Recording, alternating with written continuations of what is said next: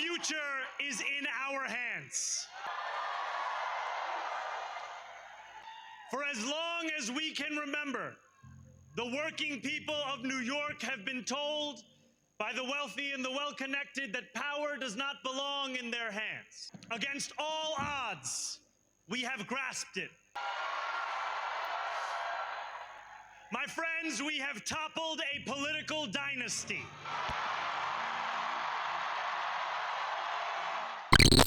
The crisis in Iraq, with its surge in casualties, killings, and kidnappings. A new tape that seems to be from Osama bin Laden. The president's press conference on Tuesday. More missed opportunities before the 9/11 Commission. The big stories keep rolling over us this week. So we turn for analysis to a scholar, teacher, and writer. Born in East Africa of Indian origin, Mahmood Mamdani has made the world his home.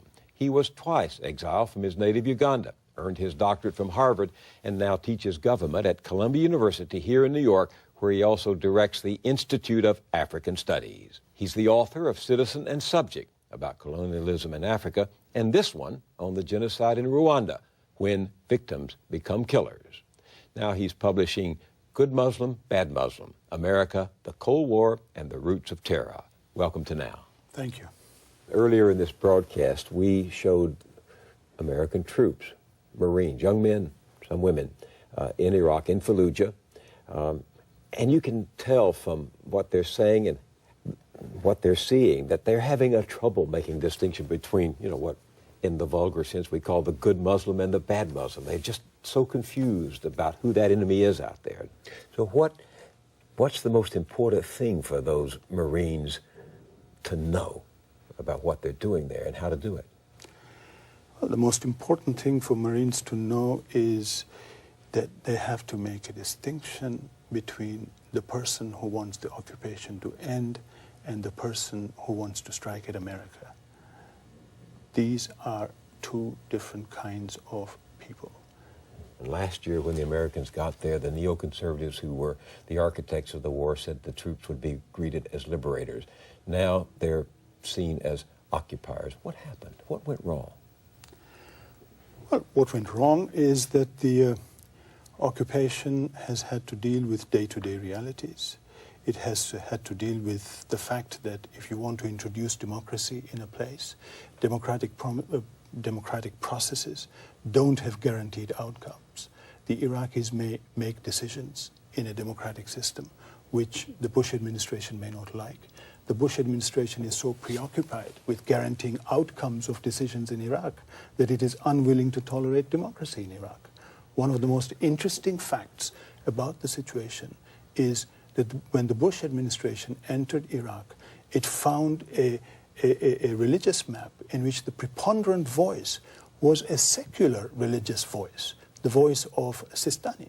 Because the Grand Ayatollah Sistani. The Grand Ayatollah Sistani, because Sistani believes that the Ayatollahs, the clerics, should not participate in the process, in the formal process of government. That is very different from He really Ayatollah believes in Khomeini. Secular politics, in a secular democracy? That he believes in, he has a notion of religious scholars staying away from power, away from formal involvement in government.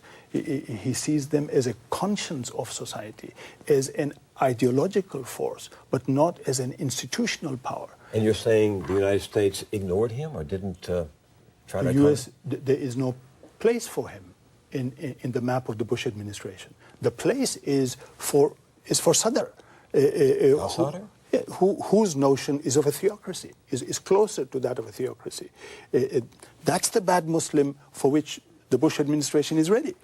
But for You mean because they can fight him, yes, they can oppose him militarily? Exactly, because he fits the bill. He's the evil guy. Right. He's the evil guy. He's, of course, not an evil guy. He is a millenarian.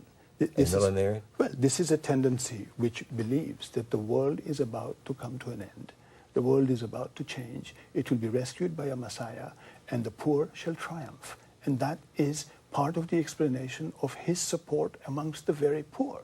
This is something that a Christian millenarian tendency would easily recognize. An apocalyptic Christian, yes, an Armageddon Christian who's waiting for the last great battle between good and evil. And this is Al-Sadr, the insurgent cleric. That's right. That's him. Yeah. Right. But did you notice that he's moved his headquarters to Najaf, the holy city, 300 yards from Sistani, the Grand Ayatollah, so that if the Americans, the coalition, go after him, they've got to have collateral damage possibly to Sistani. He's very clever. Yes. Yes. Well, look, Najaf, Karbala, these are cities which are holy cities. They are sanctuaries. They are sanctuaries which everybody will respect. And if the American army doesn't respect it, it puts them beyond the pale. When you look at Fallujah, do you think of the future? Is that the future? We hope that's not the future. If Fallujah becomes the story of Iraq, it will resemble more what's going on in the West Bank, what's going on in Gaza. How so? Well, it seems to me that the Bush administration is taking its lead from the Sharon administration from the Israeli occupation of the West Bank and Gaza, because in Sharon's eyes, there is no legitimate resistance. All resistance is terror, and there is no political solution. The only solution is military. You must smash terror, and if you do that, then of course you create a situation which increasingly begins to resemble Vietnam. The lesson of Vietnam was that we have to make a distinction between nationalism and communism, between nationalism and terrorism. Between the desire of the Vietnamese to govern their own culture and their own society. Right. And an international agenda of the Kremlin. Of the Kremlin. Right. And making the distinction is hugely important, because you cannot destroy nationalism by military force unless you eliminate the entire population. But in Iraq, the Bush administration does have a political plan. It's got the governing council, and it wants to turn sovereignty over to that council or its successor in a few months. It has a blueprint. It has a blueprint. It has a set of outcomes which were decided upon before it even landed in Iraq, and a set of outcomes that precede the democratic process in Iraq. Now, this is its problem, that if it is going to open up a democratic process, the outcome may not resemble the blueprint with which the Bush administration went in. It has to throw away the blueprint if it wants democracy in Iraq. Which means it has to do what? Throw away the blueprint? What do you do? Well, throw away the blueprint and take into account the different groups in Iraq, their different visions, their different agendas, demands, and negotiate in good faith to arrive at a consensus. Make sure that the groups that you favor do not have a veto over the final outcome.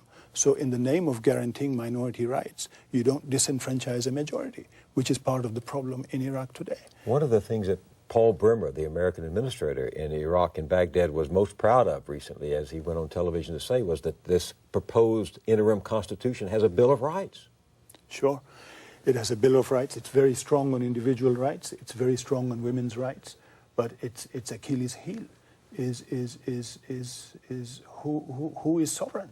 It gives sovereignty effectively to a minority group. The group being? The Kurds. The Kurds in the north have a veto. A tiny minority of less than 20% will decide what shape that constitution takes and does not take. So you can't disenfranchise a majority.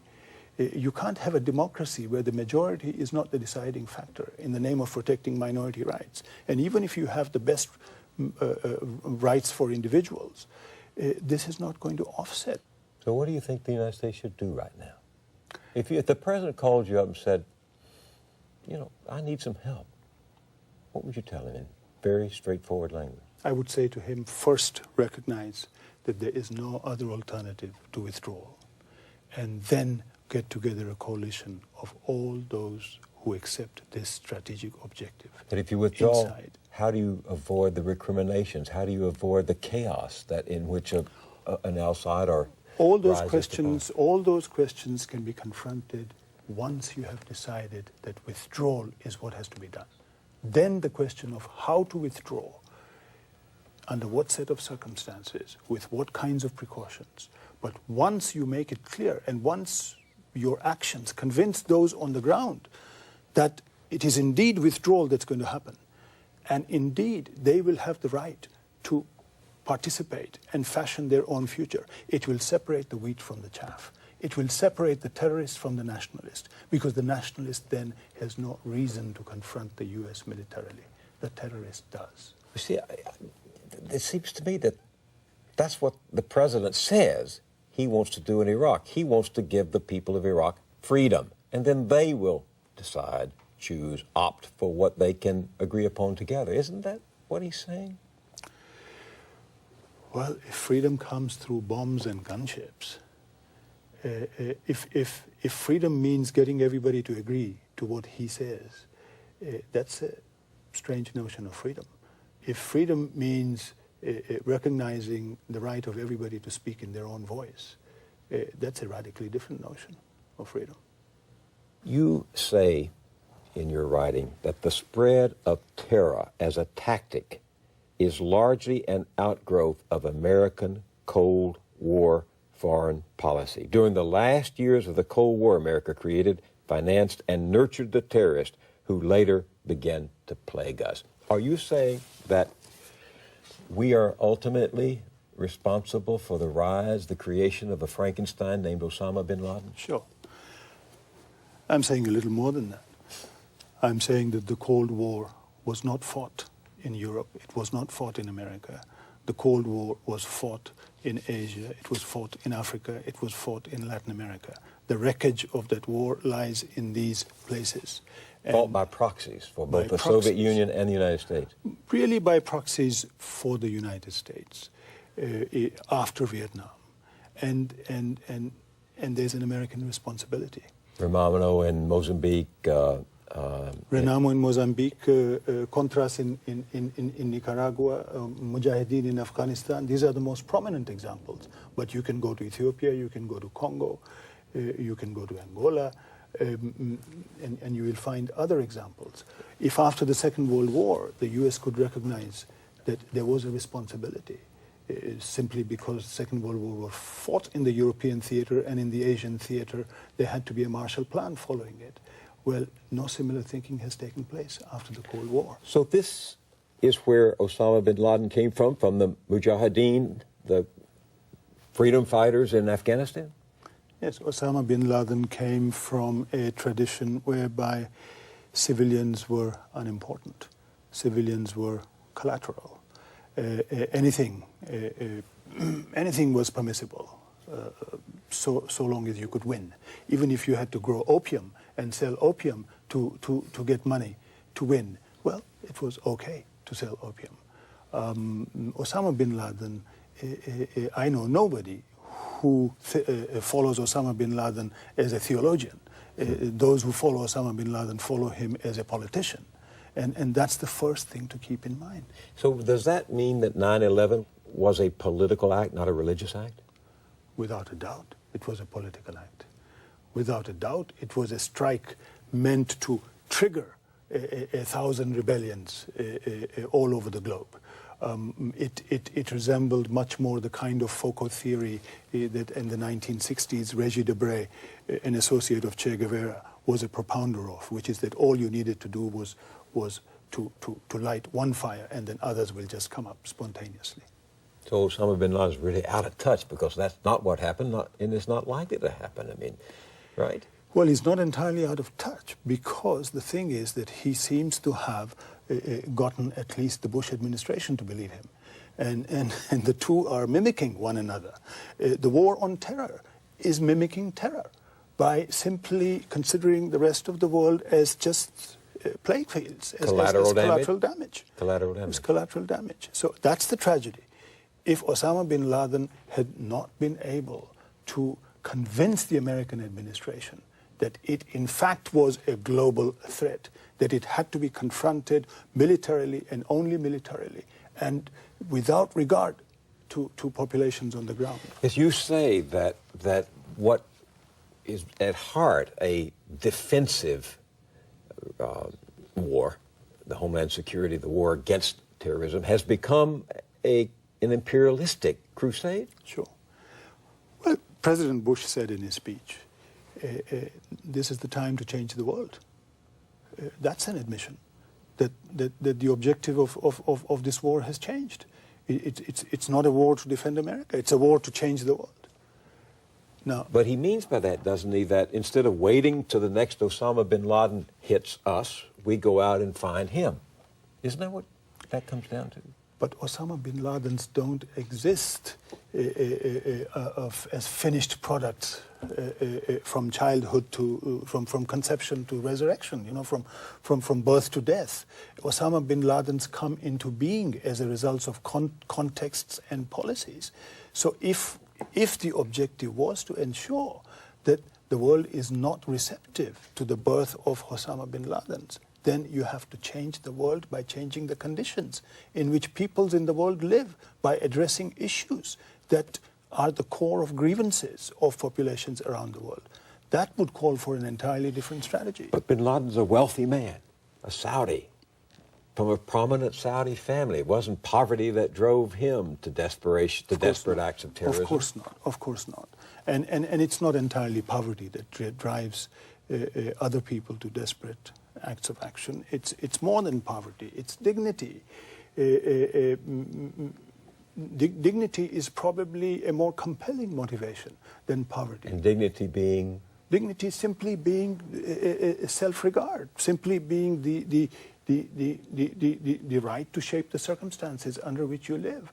If you lived in occupied territories, you can't possibly live a life of dignity under occupation. You yourself have lived through so much, seen so much. I mean, you were exiled twice from your native Uganda during the Idi Amin regime, the bloody, awful horror of that regime. You've written about the Rwanda genocide. You're not unfamiliar with the grim realities out there. What gives you any affirmation about the human experience these days? Look, I went through the Asian expulsion during Idi Amin. I had just come back from Harvard, writing my PhD thesis. I had come back as a strong African nationalist, and I was thrown out as an Indian foreigner in the space of 3 months. And I was preoccupied with understanding the kind of history that brought about this kind of conclusion. And I understood that a demagogue could ride legitimate, real grievances.